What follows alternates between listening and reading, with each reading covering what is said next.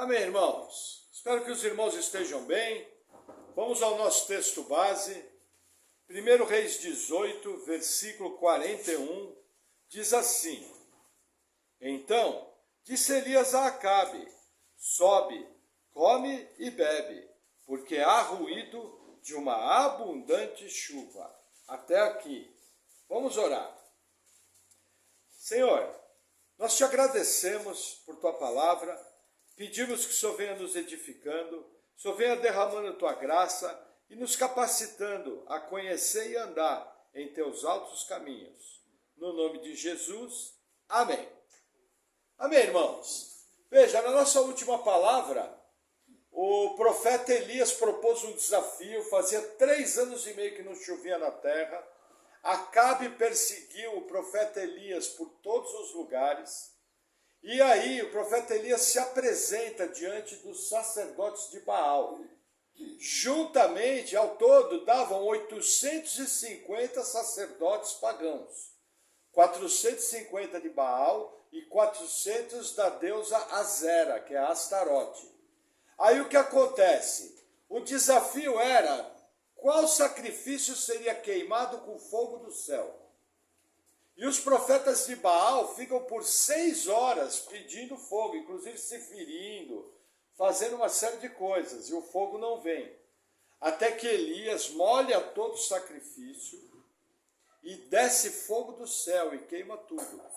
Aí Elias incita o povo a levar todos esses sacerdotes pagãos para um ribeiro próximo, o ribeiro de Quizon, e lá é cumprida a lei de Moisés, em Deuteronômio, que fala que todo aquele que invocasse um Deus estranho teria que ser morto. O que Elias está fazendo aqui? Uma purificação espiritual da terra. Após acontecer isso, Elias se dirige ao rei Acabe. E ele vem com uma frase interessante, ele fala: vai, come, bebe, porque está vindo chuva. Mas faziam 3 anos e meio que não chovia.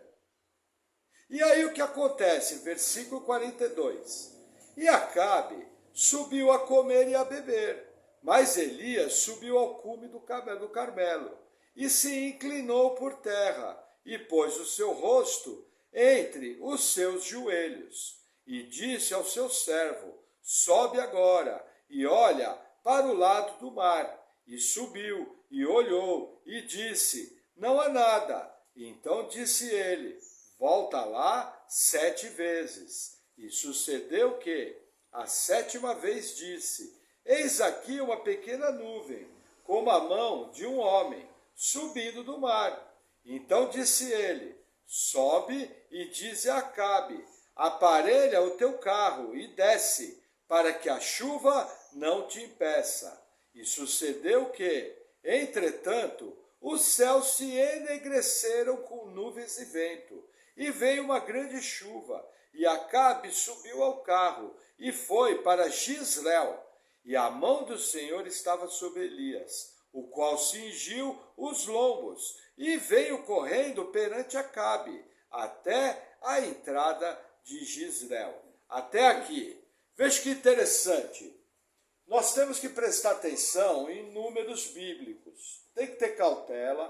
Porém, o fato de aparecer aqui 7 vezes, o que o texto está nos mostrando é o seguinte: uma obra completa do Senhor. Esse número 7 aqui é como se fosse uma assinatura. É Deus nos mostrando através do texto. Esse texto vai atravessar os séculos. E quando você lê ele, você percebe: opa, isso aqui é dedo de Deus. E o que está acontecendo aqui?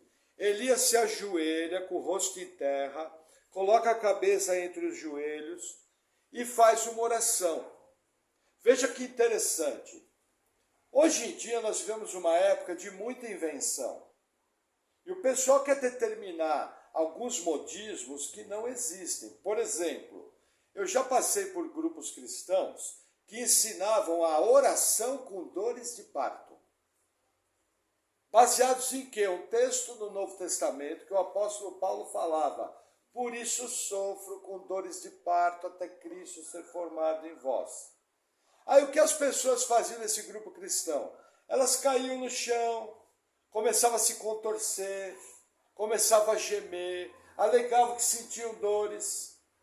E aí quando eu perguntei isso, eu falei, mas onde tem isso? Não, isso aqui é uma oração com dor de parto. Aí eu falei, mas onde tem isso? Não, está lá na Bíblia. Eu falei, não, mas aquilo é uma figura, aquilo é uma metáfora. Na época eu não tinha o mesmo conhecimento teológico que eu tenho hoje, mas já conhecia bem a Escritura. E sabia distinguir. E aí um dos textos que eles usavam para sustentar era esse texto do profeta Elias. Eles falavam, ó, Elias também, aquela posição que ele ficou era dor de parto. Por isso que a chuva veio. Aí vem toda uma teologia amarrada. Não, porque a dor de parto vai produzir isso daqui, vai produzir aquilo lá, vai produzir isso aqui, e nada acontece. Por quê? Porque não é bíblico. Não tem nada disso aqui. Na verdade, o que o irmão Elias está fazendo é ajoelhar e orar. E aí ele manda o rapaz olhar, o rapaz fala, olha, não tem uma nuvem no céu. Mas Elias está orando baseado na orientação de Deus.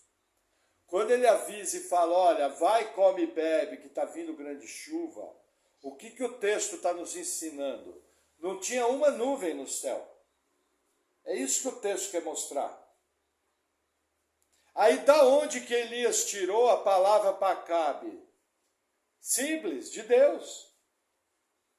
E a prova de que era uma palavra de Deus é que na 7ª vez que o pajem volta, ele vê uma pequena nuvem. Aí Elias fala, olha, então avisa, aparelha o cavalo que vai vir grande chuva.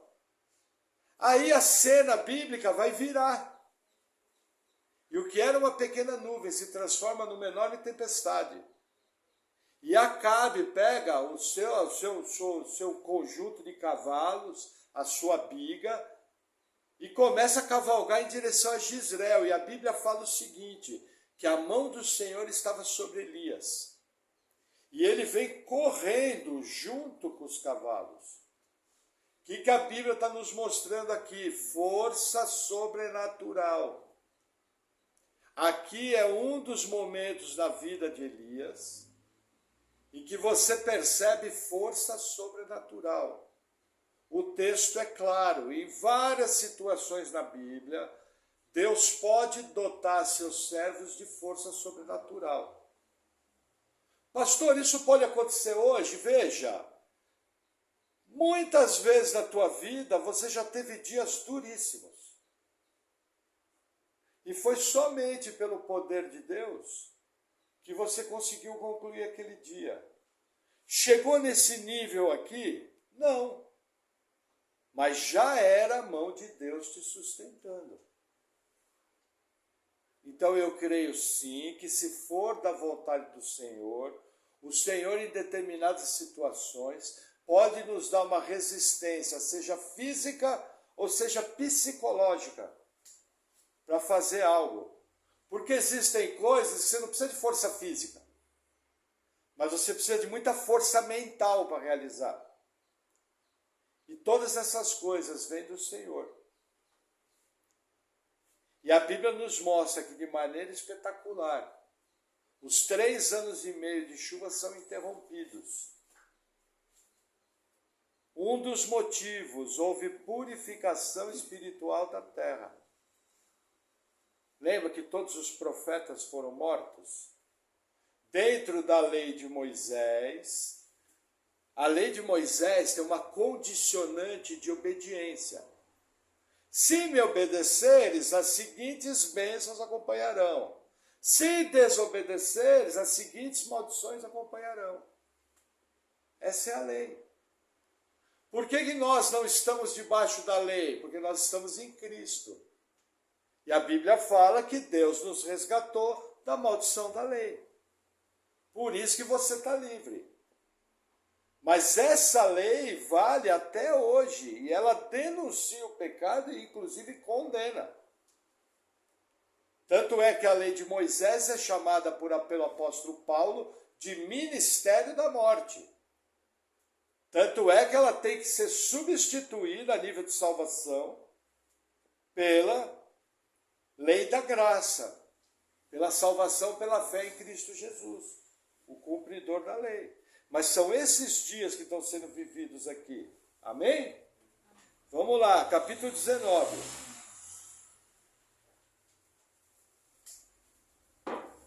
E Acabe fez saber a Jezabel tudo o quanto Elias havia feito, e como totalmente matara todos os profetas à espada.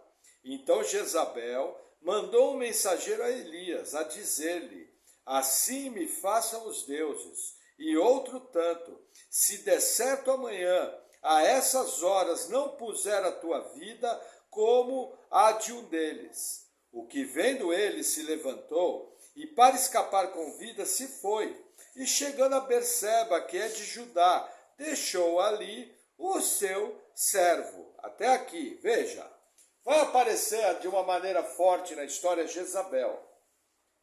Jezabel vai se transformar numa figura bíblica de mulher desobediente, de uma pessoa endemoniada, de uma pessoa que serve a ídolos.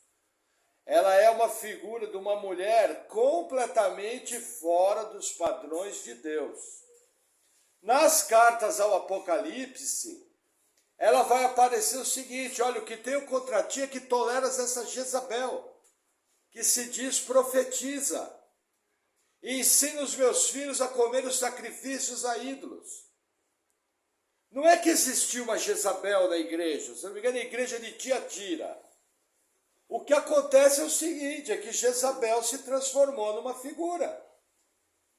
Uma figura do quê? De mulher rebelde, de mulher desobediente. Aí o que acontece, é importante frisar aqui, talvez alguns de vocês já ouviram, olha, isso aí é um espírito de Jezabel. Tal espírito não existe. Espíritos malignos não precisam de nomes.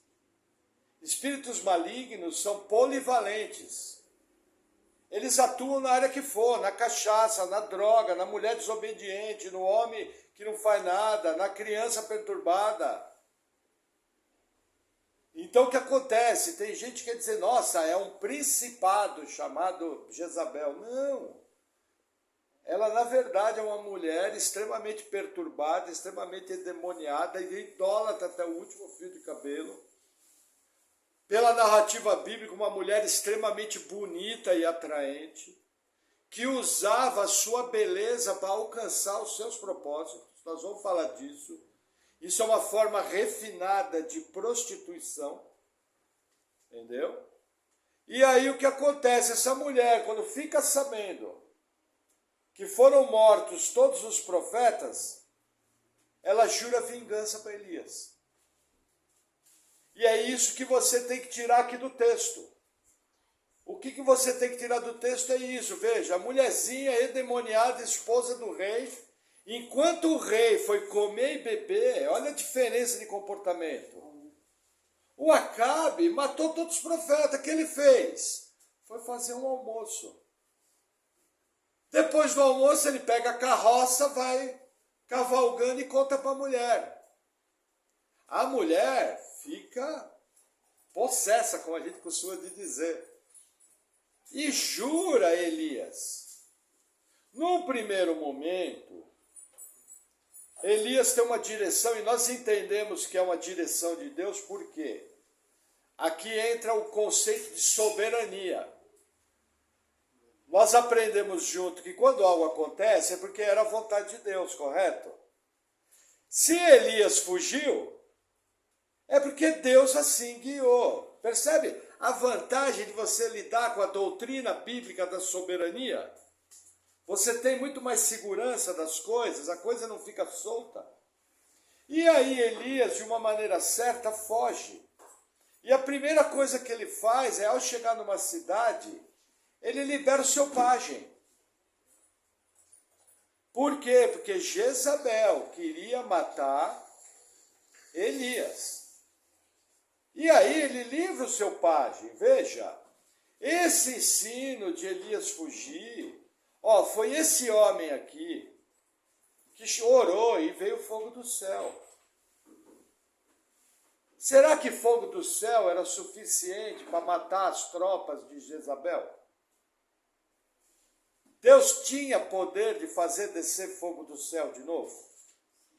Ou era só uma vez? Acabou a gasolina, Deus não pode mais. Só que Deus tinha um plano na vida de Elias. E Deus ia tratar profundamente com Elias. E Deus vai nos trazer, através da história de um dos maiores profetas do Antigo Testamento, ensinamentos valiosos. E Elias foge. E o seu moço escapa. E eles se separam. E a narrativa vai continuar, versículo 4. Ele, porém, foi ao deserto, caminho de um dia, e foi sentar-se debaixo de um zimbro, e pediu para si a morte, e disse: já basta, ó Senhor, toma agora a minha vida, pois não sou melhor do que meus pais. E deitou-se e dormiu debaixo do zimbro. E eis que então um anjo tocou e lhe disse: levanta-te e come. E olhou, e eis que à sua cabeceira estava um pão cozido sobre as brasas, e uma botija de água. E comeu, e bebeu, e tornou a deitar-se. E o anjo do Senhor tornou segunda vez, e tocou, e disse: levanta-te e come, porque te será muito longo o caminho. Olha que interessante. A Bíblia nos ensina algo inusitado, que só acontece com esse herói. Elias fala uma verdade, ele fala: Senhor, eu não sou melhor do que meus pais. Essa verdade é confirmada por Tiago, irmão de Jesus. Quando Tiago nos ensina que Elias era homem como nós. Só que o que acontece? Elias entra em depressão. O poderoso homem de Deus, que acabou de ver fogo descer do céu, que foi o responsável pela limpeza espiritual de Israel, que cavalgou correndo do lado de uma carruagem, mais de 20 quilômetros pelo poder de Deus, quando uma mulherzinha endemoniada falou que ia matar ele, ele se desestabiliza emocionalmente. E ele entra em depressão. Depressão num ponto que ele pediu a morte. O que Deus está nos ensinando aqui? Entre várias coisas, que até os homens de Deus mais ungidos, guardadas determinadas circunstâncias, podem desenvolver, mesmo que temporariamente, uma depressão. E a Bíblia vai nos dar na sequência aqui um caminho e determinadas ferramentas que podem nos ajudar nessa questão. Lógico, não é ideia do texto fazer um tratado bíblico sobre depressão, não é essa a ideia do texto. A ideia do texto é apenas nos mostrar o que Deus fez para recuperar o lado psicológico do profeta Elias. Primeira coisa que Deus faz, Deus traz alimento sobrenatural. E esse alimento sobrenatural tem um motivo, que o próprio anjo explica. Olha, você vai fazer uma viagem extremamente longa. E para cumprir aquela viagem longa, Elias precisava de alimento sobrenatural. Lembra que na primeira vez que Elias foi alimentado, era um corvo que trazia carne. E ele bebia a água do ribeiro. Foi Deus que providenciou isso? Sim, mas era alimento natural.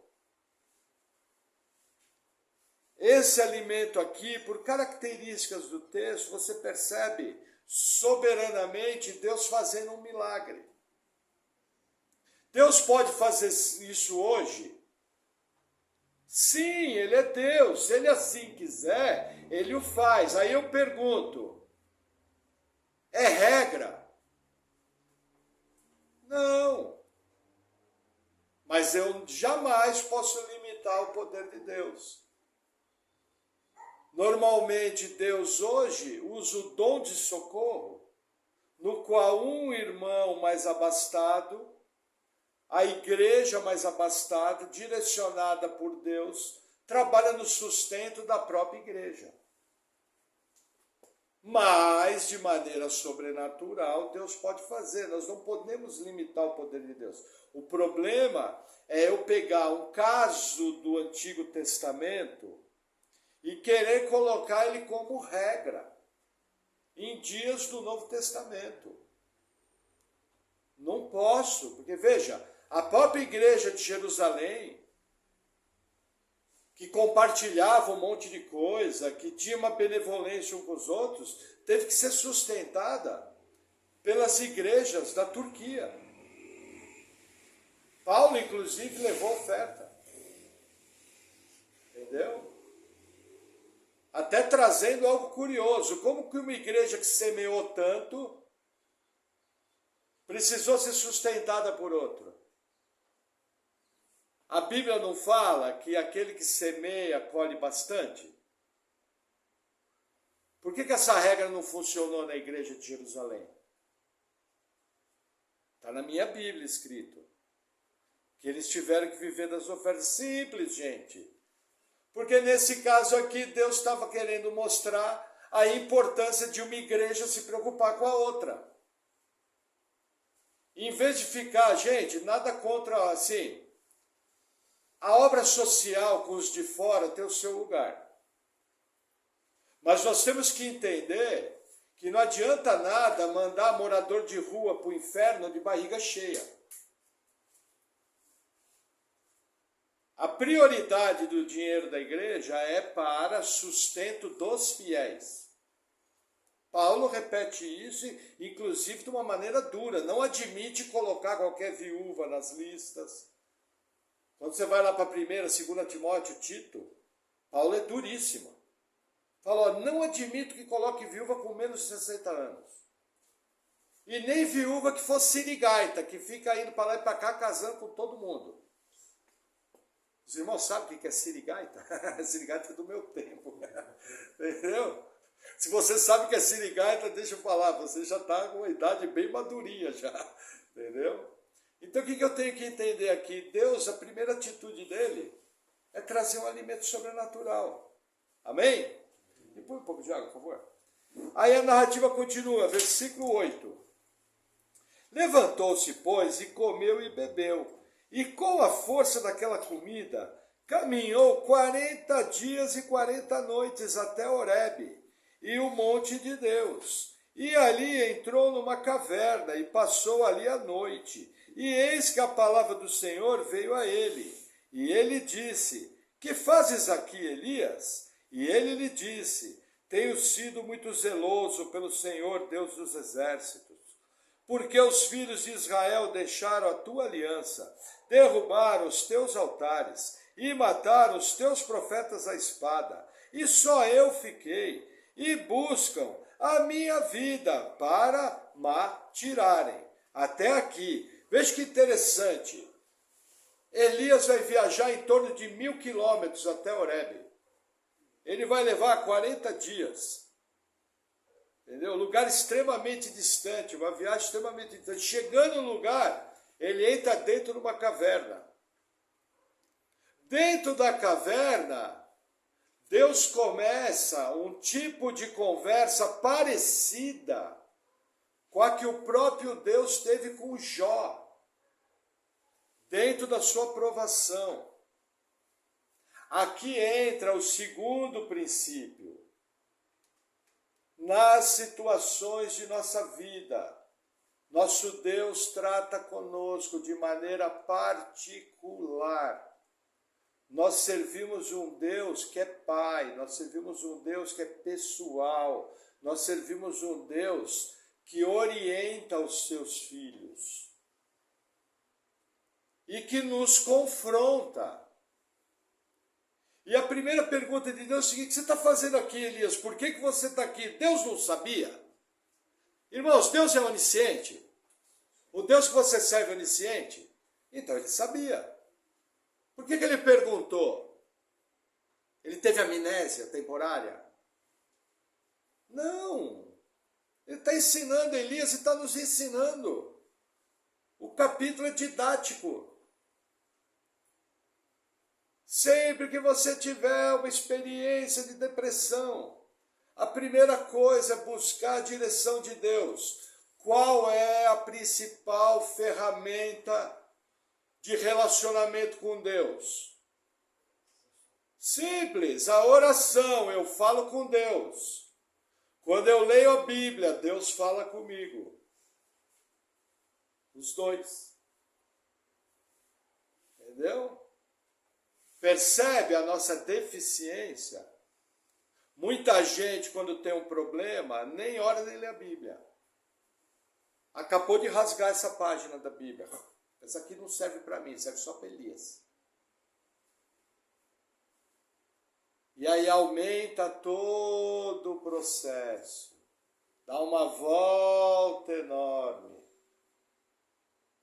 Até chegar à conclusão mais simples. Nossa, eu preciso orar mais e preciso ler mais porque eu preciso de Deus. Simples assim. Aí você fala, mas fulano, não era mais fácil ter começado lá em 1917? Precisava chegar até 1978 para chegar a essa conclusão? Irmãos, eu conheço gente que está presa na mesma vida cristã há 25 anos. A vida cristã não andou para frente. A pessoa está na mesma, estacionário. Por quê? Porque não segue princípios tão simples como esses. E olha que interessante, olha a conversa de Elias. Elias fala o seguinte, Senhor, eu estou triste pelo seguinte, mataram todos os seus profetas, eu fiquei sozinho e a barra está pesada para o meu lado, eu estou parafraseando. A coisa ficou feia para mim, porque só eu te sigo. Na verdade, ele só não falou, é o apóstolo Paulo e eu, que o apóstolo Paulo nem era vivo. Se ele tivesse lido Paulo, ele ia falar, é o apóstolo Paulo. Entendeu? Veja, Elias começa a lamber suas feridas. É o que Elias está fazendo. Aqui é uma outra chave para a depressão. Lamber suas feridas, ficar de foco nos seus problemas, sabe, aquela obstinação não vai resolver problemas de depressão. Amém? Vamos seguir mais um pouquinho, versículo 11. Diz assim, e Deus lhe disse, sai para fora e põe-te nesse monte perante o Senhor. E eis que passava o Senhor, como um grande e forte vento que fendia os montes e quebrava as penhas diante do Senhor. Porém o Senhor não estava no vento, e depois do vento um terremoto. Também o Senhor não estava no terremoto, e depois do terremoto um fogo. Porém também o Senhor não estava no fogo. Depois do fogo uma voz mansa e delicada. E sucedeu que, ouvindo a Elias, envolveu o seu rosto na sua capa e saiu para fora, e pôs-se à entrada da caverna. E eis que veio a ele uma voz que dizia, que fazes aqui, Elias? Olha que interessante, que a narrativa está nos mostrando, o que você tem que entender? Deus é soberano sobre as forças da natureza. Totalmente soberano. Deus controla os ventos, Deus controla os terremotos, Deus controla tudo. Chega num ponto em que no livro do Apocalipse vai aparecer um anjo que controla os ventos. Chega num ponto, a maior prova bíblica que Deus controla os elementos, que qualquer criança de 12 anos que frequenta uma igreja sabe, Jesus acalma a tempestade, provando que Ele é Deus. Então, quando você vê uma tragédia, lembra, foi Deus que autorizou. Lembra aquele doce equilíbrio? O mesmo Deus que está salvando milhões é um Deus irado contra o pecado, irado contra o pecador e está executando juízo. O doce equilíbrio do Deus da Bíblia. Esse texto mostra que Deus é soberano sobre todas as forças da natureza. No nosso estudo sistemático, nós vamos ver o que é importante isso, porque tem gente que acha que Deus é como se fosse um relojoeiro. Tem gente que acha que ele criou um relógio chamado Terra e entregou, estamos tudo solto aqui. Entendeu? Isso não é bíblico, isso é antibíblico. Agora, olha que interessante, quando você vê a figura do vento, olha o tipo do vento. Um vento que racha pedras. Não é qualquer vento. E a Bíblia fala o seguinte, que ele não estava no vento. Isso aqui pode ter até alguma ligação com Baal, que Baal era o deus dos ventos, a tempestade. Pode ter até alguma ligação, tipo mostrando, ó, Deus está acima. Mas na minha maneira simples de ver a Escritura, os irmãos sabem o meu gosto. Para mim aqui é o seguinte, Deus está mostrando o seguinte, olha, eu controlo tudo, terremoto, fogo, vento, está tudo na minha mão. E eu não estou neles, eles estão na minha mão. O que Deus está nos ensinando aqui? Deus não é o vento. Deus não é o terremoto, porque essas coisas são adoradas pelos pagãos. Entendeu? Ao contrário, ele é o criador de todas as coisas e por ser o criador, elas estão debaixo do seu absoluto controle. Entendeu? Agora, olha que interessante, imagina você parado, eu imagino que aqui é um tipo de uma encosta, vamos tentar imaginar o quadro. É um tipo de uma encosta, um lugar extremamente rochoso, aquela região do Horebe é desértica, e de repente Deus te chama para fora, e começa a moer tudo à sua volta. Daria para ficar com medo? Eu ficaria com medo. Falar, meu Deus, agora Deus vai moer tudo. Só que olha que interessante. Deus se manifesta com uma voz suave. Só que é uma manifestação de Deus, sobrenatural. E essa voz suave, em meio a tanto turbilhão, ela acalma Elias. Isso aqui é um princípio muito básico, veja, no meio das piores tempestades, gente, qualquer pregação ensina isso, do Jesus acalmando a tempestade, no meio das piores tempestades, a voz mansa e suave de Deus é ouvida e é guiada. Isso aí é, qualquer pregaçãozinha básica vai falar disso. Mas o ponto aqui é que acontece uma segunda pergunta, Elias, o que fazes aqui? Elias já não tinha falado? Deus não conhece o coração de Elias? Deus não conhece o pensamento de Elias? Deus não sabe todas as coisas? Quando você está triste, Deus não sabe que você está triste? Quando você está preocupado, Deus não sabe que você está preocupado? Quando você está com um problema, Deus não sabe desse problema? Mas Deus está chamando para relacionamento. Deus está chamando para uma proximidade. Agora entenda. Relacionamento pode ser sobrenatural, como a voz dessa? Pode. Mas em dias de Novo Testamento, a regra é com as ferramentas que eu te dei. Que é palavra de Deus, oração, jejum, consagração. Simples assim. O problema é que eu quero, quando eu estou com um problema, eu quero ir para a igreja e quero que o pastor poderoso, irmão Maurício, vai orar e o anjo do Plim Plim vai vir e você vai ser liberto. Babá! Deus pode curar a depressão instantaneamente? Pode, ele é Deus. Ele manda, eu obedeço. Agora eu pergunto, existe uma garantia que ele vai fazer? Ah, pastor, na minha Bíblia está escrito que Jesus levou as enfermidades sobre si. Quem já leu essa passagem? É, mas a mesma Bíblia fala que isso era para provar as palavras do profeta. Isso era uma confirmação que Jesus era o Messias. Por que Timóteo ficou doente do estômago? Por que Epáfras quase morreu? Eles não serviam a Deus? Se Deus levou todas as enfermidades sobre si, ninguém aqui nessa sala está doente. Quem é que está errado na interpretação? Se a minha interpretação não fecha com a realidade, tem algo errado com ela. Agora, todos nós sabemos que Deus é poderoso para curar. Mas que Ele usa os mais variados métodos. E que muita gente não é curada e vai para o céu. E muita gente não é curada e vai para o inferno. Essa é a realidade bíblica. Amém? Vou dar um exemplo, Herodes. A Bíblia fala que quem feriu Herodes foi Deus. Herodes morreu sem Deus, foi para onde? O purgatório, como diz os católicos? Não, foi para o inferno. Percebe como eu tenho que tomar cuidado?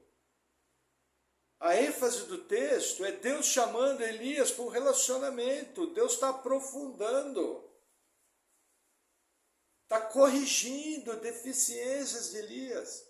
Amém?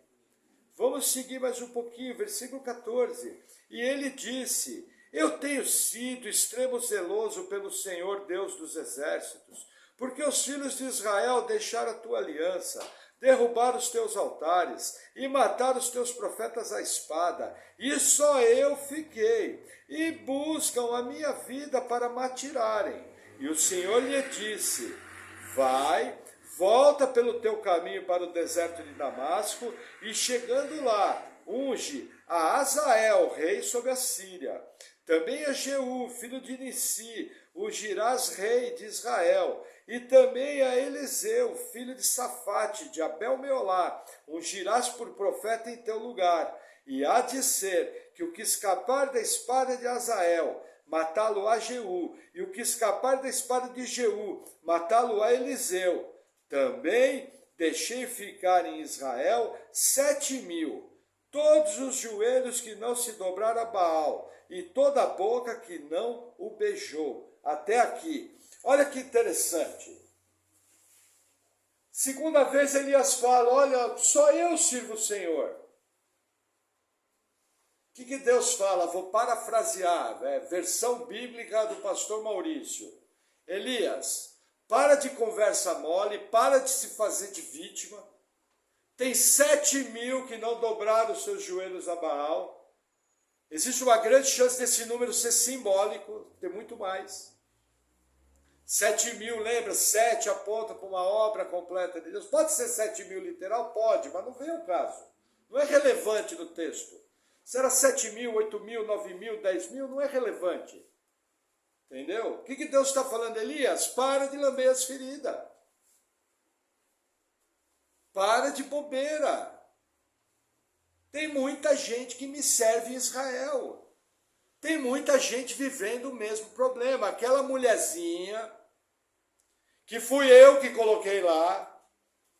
Ah, pastor, como é que você sabe que Deus colocou Jezabel? A Bíblia ensina, toda autoridade é colocada por Deus. Aí eu estou aproveitando a doutrina bíblica e aplicando no texto. Só que Elias, acorda, não é só você que ela quis matar, ela matou todo mundo. Tudo isso não está no texto, eu estou falando. Mas os irmãos concordam que são todas verdades do quadro. E aí, Deus dá uma solução tremenda para Elias. Deus dá trabalho para Elias. Deus fala: ó, você vai descer a pé até a Síria, você vai ungir Azael como rei. A unção sobre os reis, ela representava uma autorização de Deus, confirmando aquele reinado. Entendeu? Lembra que pastor não é ungido. Não existe unção de pastor no Novo Testamento, embora você já tenha visto muito pastor ser ungido. Mas não existe unção de pastor em Novo Testamento, existe imposição de mãos por ministério. Só isso. Unção com óleo é para alguns reis e alguns profetas do Antigo Testamento. Só isso. Entendeu? E aí o que acontece? Olha que interessante a frase dele. Ó, você vai ungir Azael como rei da Síria. A Síria vai começar a partir de agora a ser um dos piores inimigos de Israel. Lembra que eu falei que Deus coloca a autoridade ímpia para julgar o povo?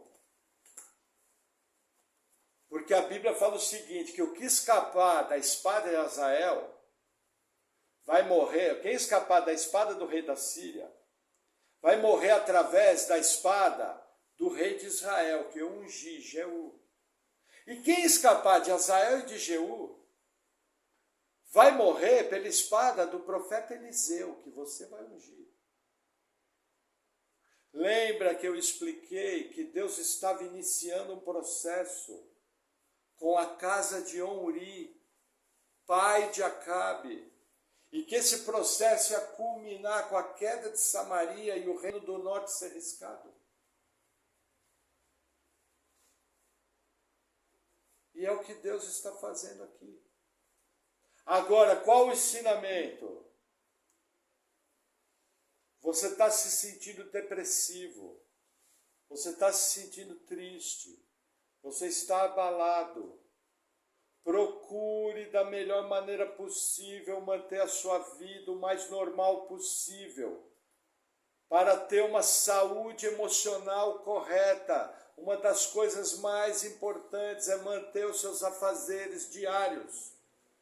Porque se você se prostrar, vai piorar. Se você se entregar, vai cavar mais fundo. Sabe aquelas pessoas, não estou com vontade de ir para a igreja. E aí, não fui. Mas me diz uma coisa, amanhã cedo você não está com vontade de trabalhar, mas você vai. Quem é mais importante, o teu Deus ou o teu trabalho? Hoje acordei, não estou com vontade de ler a Bíblia. Mas de pegar o celular e ver as últimas notícias, você está. Quem é mais importante, o seu Deus ou as últimas notícias? Ou o Deus que fez a notícia? Percebe como eu me entrego fácil? Deus está mandando Elias se ocupar. Isso daqui, na verdade, Deus está propondo uma coisa que os modernos chamam de terapia ocupacional. Está dando atividade para Elias. Deus não está perguntando se Elias está feliz, se Elias está triste. Você viu algum momento Deus falar, ai, tadinho Elias, vem cá. Vem cá que eu vou botar um louvor de uma banda moderna para você ouvir, você vai curtir maior fossa. Chora aqui no meu ombro, Elias. Deus está fazendo isso. Espera aí que eu vou colocar restitui. Restitui. Eu quero de volta o que é meu. Restitui o quê? O meu pecado e eu vou para o inferno. Percebe como eu tenho uma visão errada? Como eu preciso aprender com as histórias bíblicas, eu preciso ir lá, enxergar o quadro e trazer aquela verdade para os dias de hoje. Porque muitos dos nossos dias, nós não estamos 100% emocionalmente. E quando eu não estou 100% emocionalmente, eu não posso depender das minhas emoções. Eu tenho que andar por aquilo que é certo e não por aquilo que eu sinto. Porque quem anda por aquilo que sente é escravo das suas emoções. Simples assim. Preste atenção no texto. Deus nem dá conhecimento que Elias está triste. Mas ele vai se matar. Concorda que Elias fez uma ameaça, pediu a morte? Está no texto de vocês? Por que Deus não montou um conjunto de coisas para evitar a morte de Elias? Porque é Deus que está no controle. Lógico, eu não estou dizendo que pessoas com uma enfermidade física que reflita no seu emocional não necessitam de determinados cuidados que a pessoa pode, doente, por uma opressão maligna, vir tirar a própria vida. São dois assuntos diferentes. Eu estou falando do nosso dia a dia. Estou falando das situações que a gente passa. A gente não pode fazer teologia cuidando de exceções. Eu já vi situações em que pastores falaram, olha, presta atenção naquela pessoa, não deixa ela sozinha, que ela corre o risco de se matar. Ok. Mas não é o caso aqui. O caso aqui é outro, é Deus o controle, aqui é outra história. Amém? Vamos avançar mais um pouquinho. Versículo 19. Partiu, pois, Elias dali, e achou a Eliseu, filho de Safate, que andava lavrando com 12 juntas de bois adiante dele. E ele estava com a 12ª. E Elias passou por ele e lançou a sua capa sobre ele. Então deixou ele os bois e correu após Elias e disse: deixa-me beijar meu pai e minha mãe, e então te seguirei. E ele lhe disse: vai e volta, pois que te fiz eu? Voltou, pois, de o seguir, e tomou a junta de bois, e os matou, e com os aparelhos dos bois cozeu as carnes, e as deu ao povo, e comeram. Então se levantou e seguiu a Elias, e o servia. Até aqui. Veja, o capítulo vai terminar com Elias cumprindo a ordem. É interessante que Eliseu é o maior profeta do Antigo Testamento em milagres. O que Eliseu está fazendo aqui? Eliseu era o filho de uma família agrícola. Quando a Bíblia fala que eles tinham 12 juntas de bois para a terra, Eliseu fazia parte de uma família rica do agronegócio daquela época. Eliseu tinha na mão a maior máquina agrícola da época. A família de Eliseu era abastada. A família de Eliseu tinha muitos bens, porque para ter aquilo ali eles precisavam de dinheiro. Eles tinham terra. Eles tinham como arar aquela terra, eles tinham como produzir. Olha que interessante. Eliseu abre mão de todo um futuro financeiro para servir a Deus. E mais interessante ainda, nós vamos estudar isso junto. Dinheiro não é problema para Deus. Porque teve um camarada, um grande general sírio, chamado Naamã, que ofereceu muito dinheiro para Eliseu para ele ser curado da sua lepra. E Eliseu olhou na cara de Naamã e falou: olha, fica para você o dinheiro aí, não quero. Então dinheiro não é problema. O problema é você saber o chamado de Deus para a sua vida. Para que Deus te comissionou? Qual que é o teu chamado? Ah, pastor, eu não sei. Sabe sim. Primeiro chamado seu, cuidar da sua vida. Segundo chamado seu, cuidar de quem está em volta. Principal chamado seu, servir a Deus, porque Deus te chamou para a igreja, te comprou. Você não é mais seu. Já ensinei os irmãos pela Bíblia que você não é seu dono. Só que você está teimando em viver o seu projeto e não viver o projeto de Deus. Sabe o que vai acontecer? Você vai apanhar e vai trazer sofrimento para a sua vida que não precisava, porque ninguém é mais duro do que Deus. A vontade de Deus sempre vai prevalecer. E todas as vezes que você se afastar da vontade de Deus, você vai sofrer. O que Eliseu faz? Chega para Elias e fala: olha, eu quero despedir dos meus pais.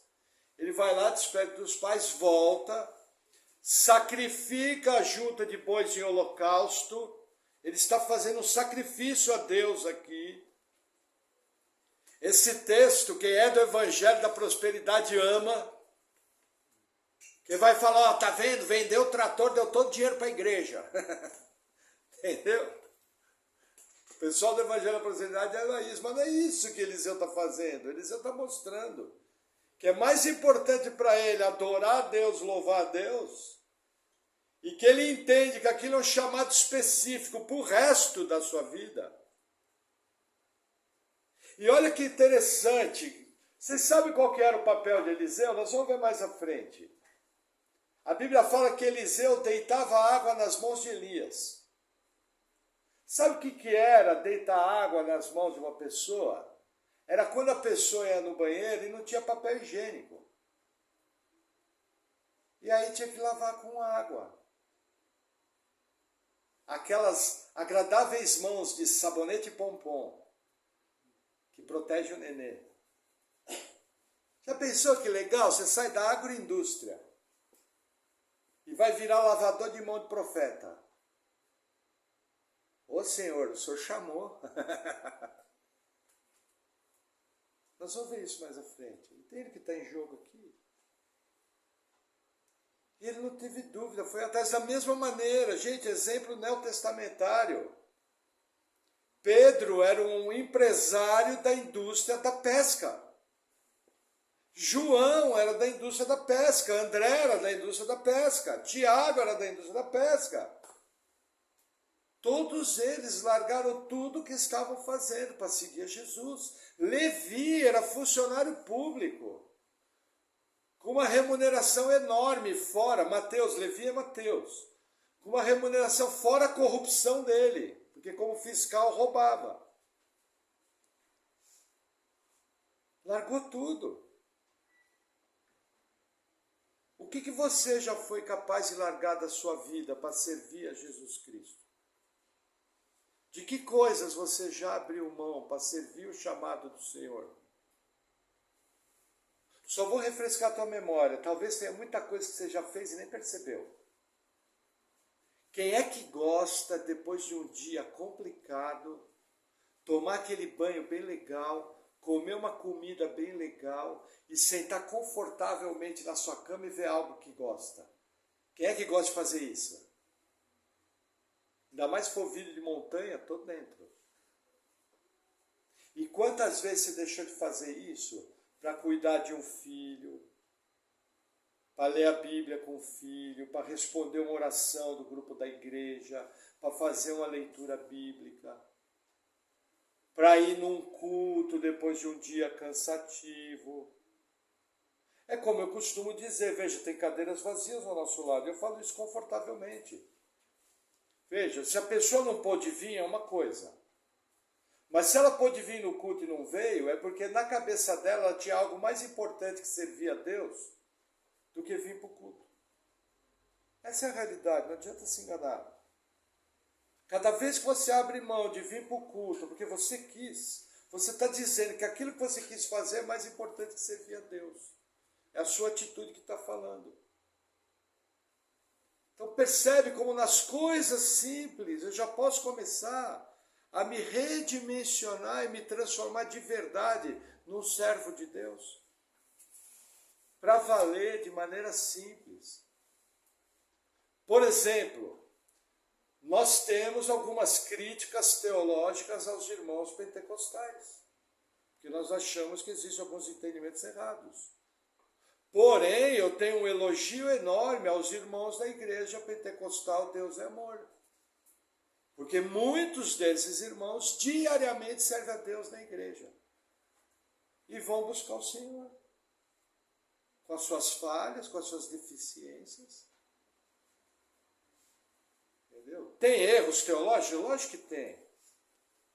Mas eu também tenho que ver qualidades. E aqueles que nasceram de novo são nossos irmãos.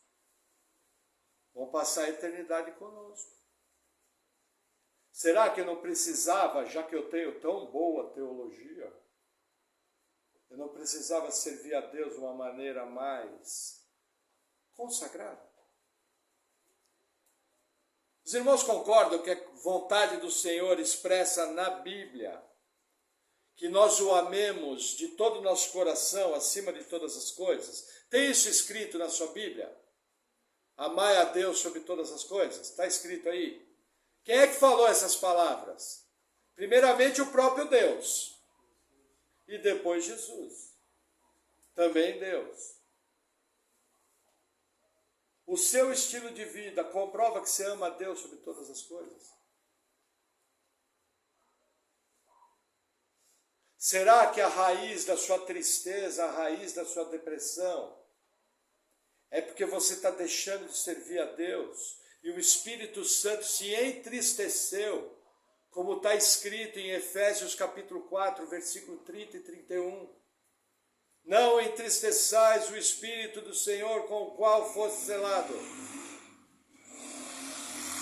porque você está sendo omisso ao servir o Senhor. E aí o Espírito Santo se entristece, se cala.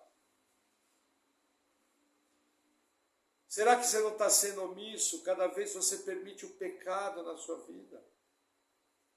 Você vê, Elias aqui está sendo meio orgulhoso, ó, só eu servir. Opa, pera lá, não tem só você não. Opa, irmão, pera lá, todo mundo tem problema. Todo mundo tem luta, todo mundo tem o dia mal. Lembra? Efésios 6, do 12 em diante, por isso tomai toda a armadura de Deus. Aí ele termina o texto.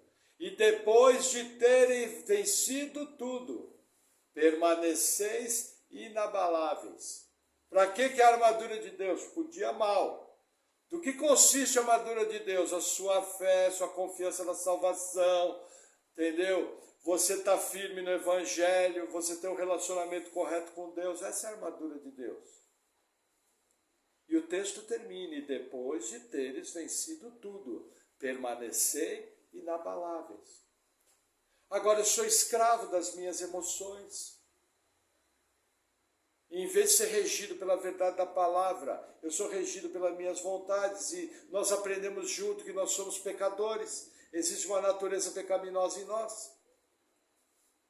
E se eu me entregar a ela, lembra? Porque a carne milita contra o espírito, e o espírito milita contra a carne, porque são opostos entre si. Entendeu? Talvez isso venha ajudar você a enxergar com certos olhos e saber o que fazer quando você tiver que buscar Deus e não está com a mínima vontade. Você lembrar que você dá comida para o seu filho quando você não está com a mínima vontade. Você lembrar que você vai trabalhar quando você não está com a mínima vontade. Você lembrar que você faz um monte de coisa na sua vida que você não está com a mínima vontade. Você faz porque tem que ser feito. Quem dera Deus. Percebe como eu preciso corrigir o meu estilo de vida? Tem coisa que é chato de fazer? Tem. Mas a gente vai se ajustando e o Senhor derrama graça e aquilo que é chato começa a virar prazeroso. Amém? Vamos lá, seguir mais um pouquinho. Veja, uma outra coisa que a gente aprende, presta atenção, Deus sempre chama homens ocupados. É bem interessante. Pelo que eu estava lembrando na Bíblia, Noé, você não sabe se ele está em alguma atividade. Mas olha que interessante, Abraão trabalhava nos negócios da família. Isaac, cuidava das coisas do pai. Jacó, também. Aí você pega José, servindo o pai. Aí você pega Moisés. Paulo. Deus sempre chama pessoas ocupadas. Por quê? Porque para fazer a obra de Deus, você precisa ser alguém de trabalho. Desculpe o peso da palavra. Não existe lugar na obra de Deus para gente vagabunda. A obra de Deus é para quem tem tutano. Porque vai haver um momento que vai exigir esforço. Lembra, Jesus falou, o reino dos céus é ganho, a força, e só os poderosos se apropriam dele. Jesus está falando o quê? De ralar pelo reino dos céus. Começa a prestar atenção na vida. Você vê, o próprio Levi estava ocupado, Pedro estava ocupado, João estava ocupado. Entendeu? Tem um caso ou outro que não. Davi estava ocupado cuidando das ovelhas do pai. Em geral, Deus chama homens ocupados, porque não tem lugar para preguiçoso na obra de Deus. Entendeu? Exige esforço. Paulo falava, esmurro o meu próprio corpo e o reduzo à servidão, para que eu mesmo não seja reprovado. Se Paulo tinha que esmurrar o próprio corpo, imagina a gente. Vamos mais um pouquinho. Raízes da depressão, isso aqui é importante, tá? Veja, depressão tem raízes físicas. O que é?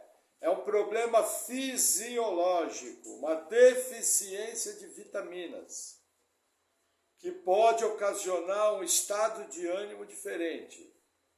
Eu lembro do caso de uma irmã que começou a desenvolver bipolaridade, foi consultar o psiquiatra falou, primeira coisa, nós vamos fazer exame de sangue. Assim que saiu o resultado do exame, ele encontrou a deficiência de 2 vitaminas. Ele suplementou. Quando ele suplementou, curou. Tirou com a mão. Por quê? Porque era uma questão física.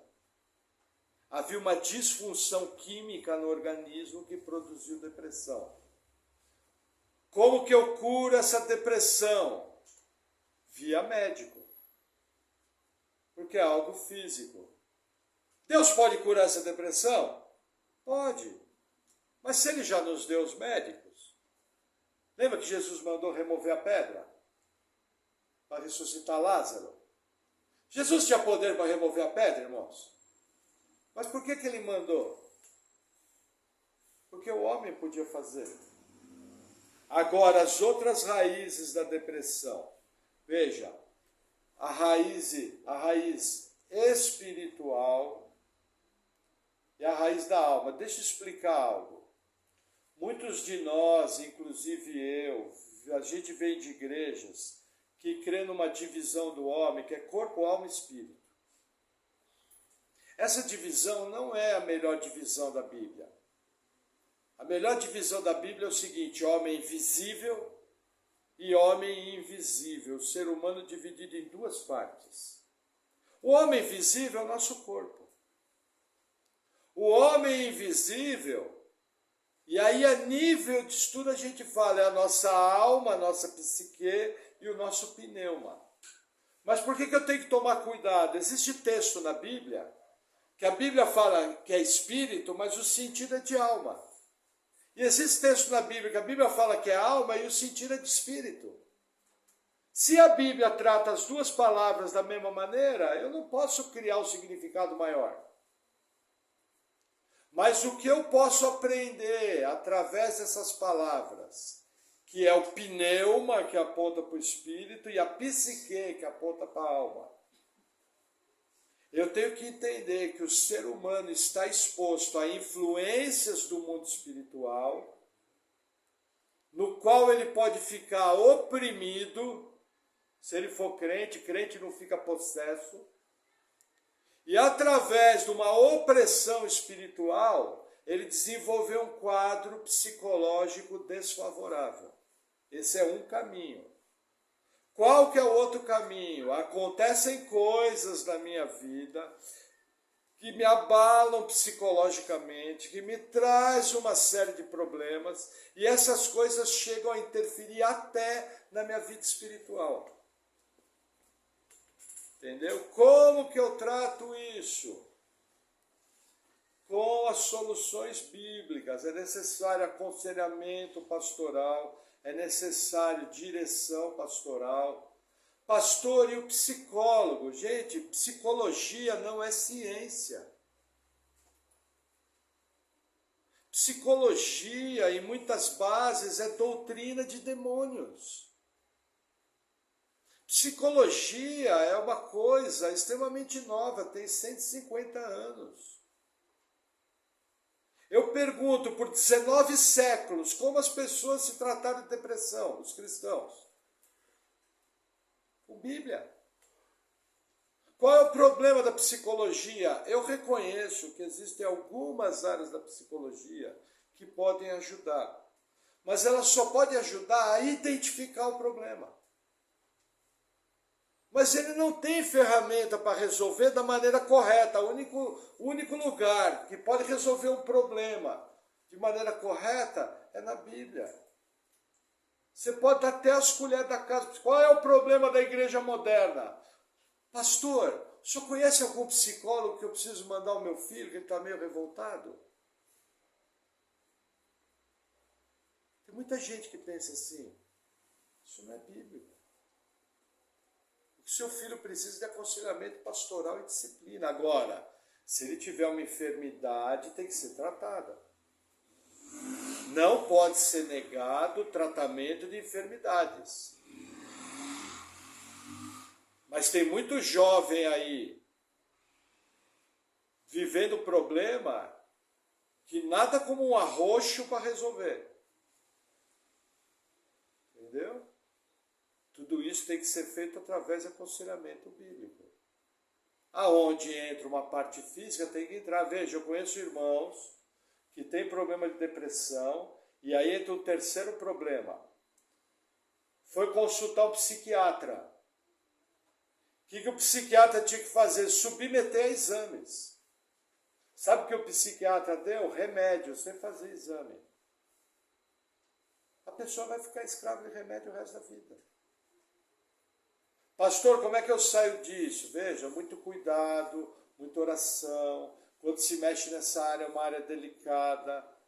Quando você trata com medicamentos, eles têm um efeito no nosso corpo que é delicado. Então, assim, cada caso é um caso, cada situação é uma situação. Muito cuidado, porque do momento que eu exponho o meu corpo a uma química, aquela química gera até dependência.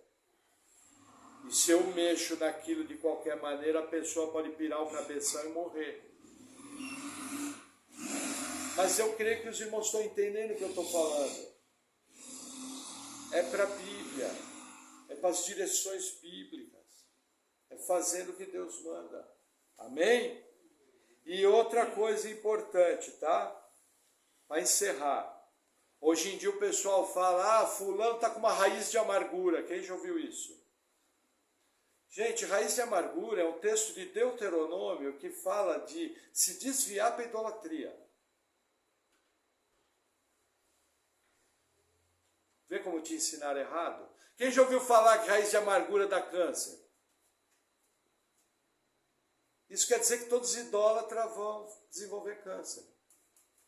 O cara nem sabe o que está falando. Então esquece essa questão de raiz de amargura. Mas deixa eu te falar uma coisa. Falta de perdão deixa você doente. E falta de perdão é pendência com Deus.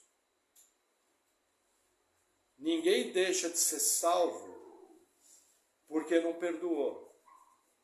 Mas é uma pendência grave com Deus e vai trazer consequência. Lembra que a gente ora, Senhor, perdoa as nossas dívidas assim como nós perdoamos os nossos devedores? Porque é uma ordenança de Deus, eu perdoar. Perdão é uma escolha. Perdão é o entendimento que o Deus soberano escreveu a minha vida. E por motivos que eu desconheço, existem muitas coisas que eu não compreendo. Porém, Ele é Deus, Ele não te deve satisfação. Ele faz como Ele quer, da maneira que quer e do jeito que Ele quer. Cabe a você tentar viver da melhor forma possível, de maneira bíblica, e retirar todas as experiências que isso manda. Por quê? Sem essas situações, você não seria você. Você não serviria para o propósito do que Deus quer fazer na sua vida. Sabe por que eu prego desse jeito? Porque eu tive um monte de problema na vida. Só que sabe qual é meu foco? Eu olho para trás e eu não vejo problema. Eu olho para trás e só vejo bênção. Na verdade, eu me acho mimado demais por Deus. Mas não se engane, tive muito problema, muita situação difícil. Eu também tenho problema. Os irmãos sabem que nos últimos anos eu tenho uma crise crônica no campo pessoal, com problemas familiares, um problema indissolúvel, crônico. Os irmãos sabem. Mas é vida que segue. Já pensou eu acordar numa quarta-feira, hoje eu não vou pregar. Por quê? Porque eu estou chateado com o meu problema crônico de 5 anos. Gente, semana que vem vai fazer 5 anos que esse problema que os irmãos conhecem começou a acontecer 5 anos. E Deus fez de uma forma em que muitas vezes eu fico de mão amarrada e a minha ação é limitada. Até tenho que fazer, tem, mas é limitado. Vocês acham que eu vivo bem com isso? Vocês acham que eu estou feliz? Não, e aí? Estou na cúmulo da bênção. Entendeu? Então, assim, muito importante organizar sua vida, manter uma rotina básica, estabelecer prioridades, servir a Deus da melhor maneira possível, e basta cada dia o seu mal. Dia após dia vai vivendo o propósito de Deus. E passo a passo, tudo vai se organizando e você caminha para a vocação que Deus separou sua vida. Amém? Vamos orar? Senhor, obrigado por tua palavra. Nós oramos pedindo que o Senhor venha com o teu poder, nos dando sabedoria, nos dando discernimento e derramando a tua graça, Senhor. Em nome de Jesus, amém.